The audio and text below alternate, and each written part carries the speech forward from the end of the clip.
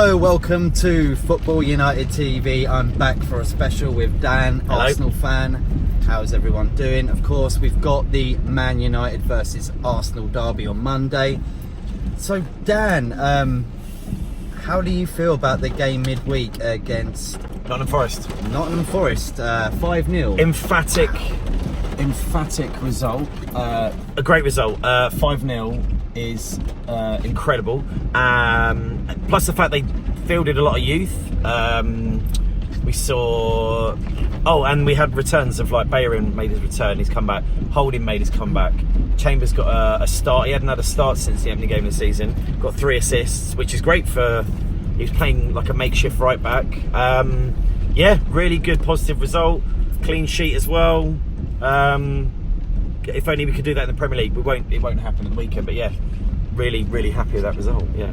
So, is there a difference between your cup runs and in the Premier League? Do you feel with Arsenal the fact that they played better, or they have played better in the cup games, like the Europa League game the other night? Maybe it's the pressure of the Premier League, or maybe the Premier League is of that higher standard that actually even like Championship or a German club on. I don't know, maybe we just played really well against Eintracht Frankfurt to get that 3-0 away win, but Forest maybe just aren't up to... Although, aren't they? They're playing tonight, and if they win, they go top of the Championship. So then their heads are going to be on promotion rather than the League Cup, which everyone just thinks, well, City will probably have that, or Liverpool will have that. Do you not think that? Like other clubs, like look at West Ham, they just put out a weakish squad, and they don't really care because they're thinking, well, we can't win this because it will be inevitably City or Liverpool. It's better financially to focus on the Premier League and get as high up the Premier as you can. Of course, yeah. I was watching this thing the other day talking about how the FA Cup has lost its charm due to the fact that clubs will look at what makes money in the end of the day to get promotion or to stay in the Premier League. It's more money.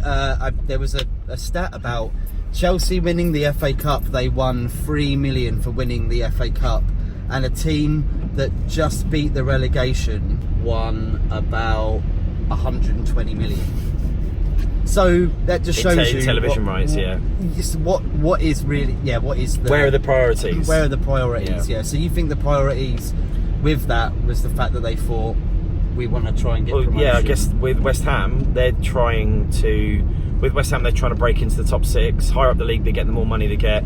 European football would be great for them. I probably thought with Nottingham Forest on Tuesday, they probably thought, well, if we can get in the Prem, big money, so why bother putting out just put out an okay squad, like put some of the youth out. And we saw that even with Rochdale against United, they put a lot of youth out because their priorities are... That 16-year-old was really good. He went back to school the next day, didn't he? Yeah, I heard him on the radio the other day. I was like, I can't believe he's literally just got his GCSE results. Crazy. And then he scores a goal at Old Trafford. What an amazing I wasn't really happy about that game. The way that Ole Gunnar Solskjaer was looking like as well, he seemed like he had it planned. He was like, okay, this is great, we're going into penalties, we're going to win. It's like, we should have won this game during 90 minutes. We shouldn't have really looked to go into penalties. Not very good, seeing as we've got Arsenal on Monday. Talking about that as well. Yeah. What are your thoughts on that? You were saying that you feel that you might not get a result from it. Do you know what? Weirdly enough, every time we've been to Old Trafford and I think this is a weak United team, you've turned up. I'd like personally to see us approach a game. Do you remember when you beat us? Was it 2 seasons ago, 3-1 at home, and we just battered you? Yeah, and De Gea had the game of his life. I hope we go to Old Trafford and play the same way, because we've just got to go for it. But I'm worried that Emery will go and play more like a tactical, be precautious and look for I don't know why you go for a defensive approach. We can't defend for love nor money, but I think we really have just got to go all out attacking, because that's what we're good at the minute, and go for the jugular. But I've got a feeling we won't. I'm worried for you guys that you have a lack of options up top. I don't know, is Rashford going to be fit? He went off injured, didn't he, at the weekend? Apparently he should be by then. Same as Pogba, he's had a little bit of a knock, and hopefully he should be fit by Monday. But who knows? Do you think Mason Greenwood could get a run out? maybe at the end, I think it's a bit too much for a player at 17 years old to be going into such a big game like this. Because, all right, this used to be the biggest derby of the 90s and early noughties, yeah, but it's not quite the same. No. But it still has that vibe. You know, we still really enjoy the two teams meeting. And of course in the FA Cup, and when we beat you, and then you beat us in the league. Right? Maybe the hatred. I mean, hatred's a strong word, but there was quite a lot of hate between Arsenal and United fans during the 90s, during the noise, and maybe that's quelled a bit now. I think that was to do with Roy Keane and Vieira. Yeah, though, probably. They were like the instigators of that, really. Yeah. And now they're best friends, so you know. Because it was a fierce rivalry. It was a great rivalry, and we don't have that same. We've got more of a fierce rivalry with. I mean, we've always had a fierce rivalry with Spurs, but now they're not. They're actually at our level now. It's a more fierce rivalry. You've probably got a more fierce rivalry with City or Liverpool than you had, but back in the day it was Arsenal and United. Yeah, I am looking forward to it though. It's a shame it's on a Monday. That I just don't like Monday night games. Why Monday? I mean, TV. Have we got Europa League as well midweek? Yes, I think we have, because we had a week off. So doesn't that make it a bit more difficult to be able to fit 3 days? I mean, 3 day, but it depends where you're travelling to. We're at home because we went away last time. We've got an away game. I know it's not in Kazakhstan, so it won't be 8,000 miles each way. We had to do that last year. I was talking to, obviously, Lumos on Monday from AFTV about the youth coming up in Arsenal at the moment. What do you think about that? You got some players that seem like they could be the future prospects. Saka looks really good, really promising young talent. Aubameyang apparently is acting a bit like a sort of a father figure for the young guys, the young guns, which I like. I think Saka's definitely going to be one to watch. And I think Willock's just taking those steps. And actually, in the Forest game, I really think Reece Nelson kind of went, hang on a minute, don't forget about me. Yeah. And he's got genuine competition now. Saka and Nelson are going to be competing for a first team place. Maybe not on a regular in the Prem, but you know they're going to be battling out. That's good. It's good. It's healthy to have competition. So definitely Saka is an exciting prospect, and one that's on loan. I hope we bring back Nketiah because he's doing really well at Leeds, but we'll have to wait and see. So what about Tierney as well? He played his first proper role midweek, and he seemed to love it as well. He's really good, and I think this is what Arsenal have been lacking, is going forward and then going straight back. He's an up and down, box to box sort of defender. Yeah, he's like what we see in Liverpool, where you look at Robertson and Trent Alexander-Arnold. He's of that ilk, I think. Will he play against United? Will that be his Premier League debut? I don't know. I kind of hope so, because I don't know if I trust Kolasinac defensively going forward. I don't worry. It's the defensive bit. Bellerin also played, but I don't think he's going to be fit for the United game. So it'll be Maitland-Niles, and potentially if Holding's fit, it'd be interesting if those two are integrated into the game. That'll be really, really exciting. Because you've got exciting fullbacks as well. Like Wan-Bissaka is a great buy. United made 3 great buys this summer: Maguire, Wan-Bissaka, and Dan James. But I think it's your midfield that's needs bolstering. Well, central defence, I think, as well. Like the Matic area, I think needs to be. Yeah, defensive mid basically, because McTominay, he's good. He is good, but I think you need another option. But I think he's just like a kind of Fletcher player. Possibly bring on if someone is injured, or bring on at the end of a game to see it out. I don't think he's a first team. A utility man, like Milner. I think so. He's good on the bench, and I think we should definitely have him there in the squad. But I can't see him being the future central defence midfielder. What about Arsenal? I mean, who do you feel that should be going at the moment? I mean, you talking about Xhaka being the captain. Is that for Monday? So Xhaka today has been announced by David Ornstein. It's been all over Talksport or any football related media. So Unai Emery has announced that Xhaka will be his captain for the season.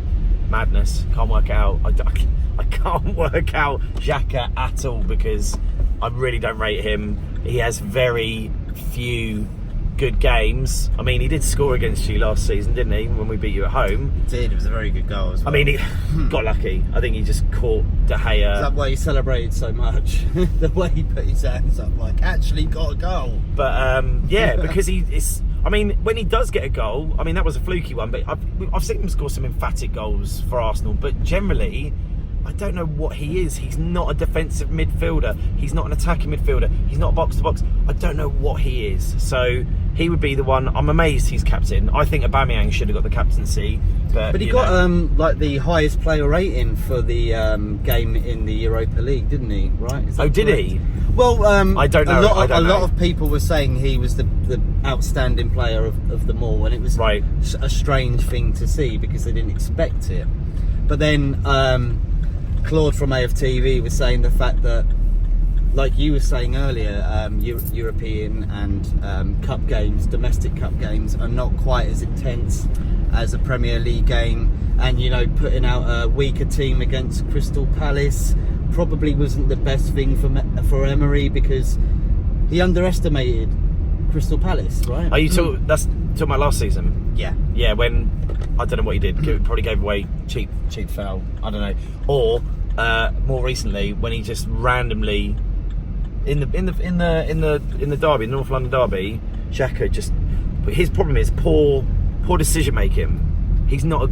Apparently, though, I heard today, Xhaka is the hardest trainer. He trains harder than all the other players. He's one of the shining stars in training. But being good in training and being good in an actual game are two very, of course, they're different things because there's the pressure of in the game.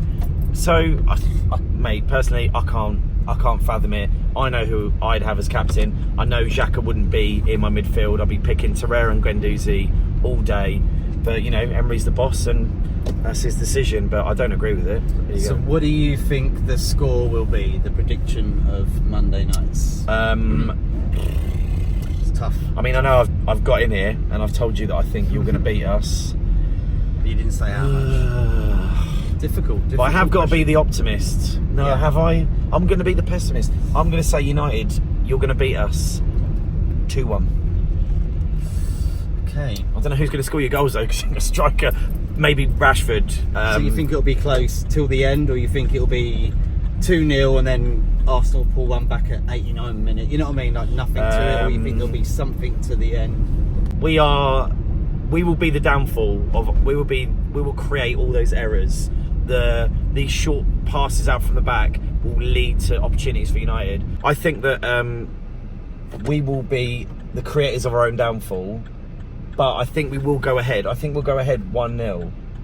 And then I think it'll be 1-0 half time. It'll be like Aubameyang get a goal. And then second half, somehow we will allow you back into the game through our own stupidity and poor decision making, and you'll beat us 2-1. Probably. So? Yeah, go on. That's what I'm gonna stick with that. Well, I'm gonna go with a 2-2. Okay. Now, that would be our third 2-2, by the way, if that happens. The reason why, but that might be a reason why I'd say 2-2, the fact that it's been 3 times. But I see it being very close. And if it was at the Emirates, I think Arsenal would probably win. But because it's at United, I think they're going to try very hard to put in the best performance that they can. And if they play Daniel James as well, I think that would be very good because he's got something about him, a lot of effort into the way he's playing. He's been your start man really so far this season. And even in training, like you say with Xhaka, he's been the best trainer, the first person to start training, the last person to finish. Mm-hmm. And that's what you want. I think anybody at their club wants someone who's devoted to being at the club. Whether Xhaka is or not, I'm not sure. But I see that with Daniel James. I think he might get on the score sheet. If Greenwood plays, I'm not sure. Like we said, I don't think he will play. But if he does, he possibly could get on the score sheet. He's got a bit of buzz around him at the moment. Yeah, I'm going to say 2-2. 2-2. Yeah. And I'm saying 2-1 United. So what do you? just to sum it up pretty much, for the rest of the season, what do you think about Arsenal? I think we will finish top 4, but we're going to make it difficult. That's all I can say. I think we will get top 4. We'll make it difficult. Europa League, I don't know. I kind of hope we keep playing the youth in the Europa League and really put our focus on the Premier League, personally, because I think getting back into the Champions League is more important than winning a trophy. I'd love to win a European trophy, but talking of trophies, what do you think about Spurs recently? Going out to Colchester in the League Cup? Colchester. Yeah, that's pretty embarrassing. And then losing at the weekend, didn't they, as well? I mean, they lost 2-1 away at Leicester when Son's elbow was offside, like the tip of his elbow was offside. Got to say, I'm not a fan of VAR. Really not a fan. I think they're gonna. I just think it's literally ruining the game, personally. But if they say, well, if the tip of his elbow is offside, he's offside. It's like if you get caught speeding. If you go, I was doing 51 in a 50. Doesn't matter. You going over the speed limit. Going over what? Yeah. So it is what it is. Offside's offside. I'm not a fan. If you'd have looked back on it without VAR and seen that he was a millimetre off, you'd have been like, for God's exactly. sake, How's anyone seen that? That should have been on our favour. So it has. I think people have been a bit too critical with it. Some of the decisions that I've seen in VAR recently as well, some of them have been wrong. I'm still convinced that United one was wrong. United Wolves, when Wolves scored the equaliser, I'm like, they went to VAR, and I'm sure VAR showed it as offside, yet they still gave it. It was weird. It was so weird. And then none of the commentators spoke about it, and I've not read anything about it ever since. But I'm sure that happened, or maybe I made it up. I don't think I did. You might have. No, you haven't made it up, but there's so much stuff going around, isn't there? Sometimes with VAR, it's too many topics on VAR. So basically, what are we going to say now to quickly sum it up? To sum it up, I'm going to be defeatist and say that you're going to beat us 2-1 because we have a terrible away form anyway, and Old Trafford is not a stomping ground that we very often turn up at and actually get results. So I'm saying you'll beat us 2-1, and I'll be eternally gutted. But there we go. Okay, and I'm going to say 2-2. So it's going to be a close game either way. Dan, thank you very much. It's been a pleasure in the car for the first time as well. Avocado. A bit of a avocado. Avocado. Yeah, a bit of a car vlog. We wanted to do a car vlog to see how it went, and we're both in a bit of a rush, so especially Dan as well. He's got lots of things to do. But thank you everybody for tuning in, and do check out the game on Monday, 8 o'clock, Man United versus Arsenal. It's going to be a cracker. All the big games happening in the Premier League as well this weekend, and we've got Champions League, Europa League, and please do check out our content below with AFTV's Lumos, Unofficial Pundit, and we had a Sheffield United one with Owlboy, so go and check that out too. There's a few more before. Give them a like, give them a share, and please do subscribe. Dan? See ya. Thank you very much for tuning in, and goodbye.